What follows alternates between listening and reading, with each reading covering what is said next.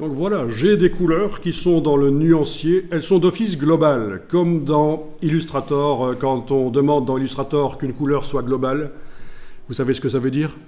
On l'a vu l'année passée. Je vous rappelle, ça veut dire que quand on double-clique sur la couleur dans le nuancier, tous les objets qui utilisent cette couleur vont être modifiés. Il y a un lien entre la couleur du nuancier et les objets.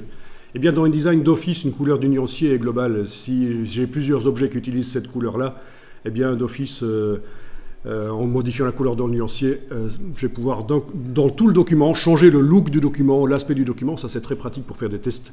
Bon, ben, on va écrire un texte, justement, qui va utiliser une de vos trois couleurs.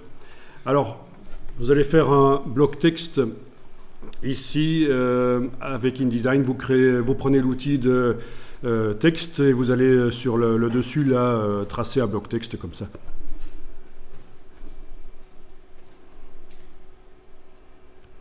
Alors, ici, je vais indiquer essai d'interactivité InDesign.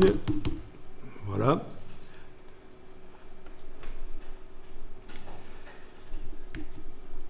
Par la palette caractères, bien sûr, menu texte caractère, je vais aller augmenter la taille du caractère.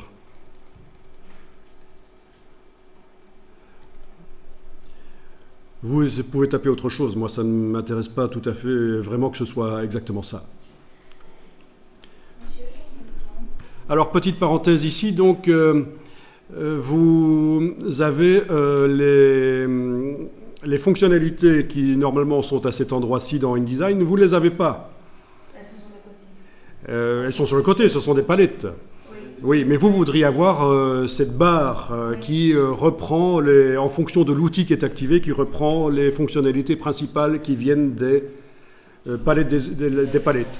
Bon, il suffit d'aller dans le menu fenêtre et de demander contrôle. Ça va faire apparaître la barre de contrôle, parce que c'est ça son nom, cette fameuse barre de contrôle. Fin de la parenthèse.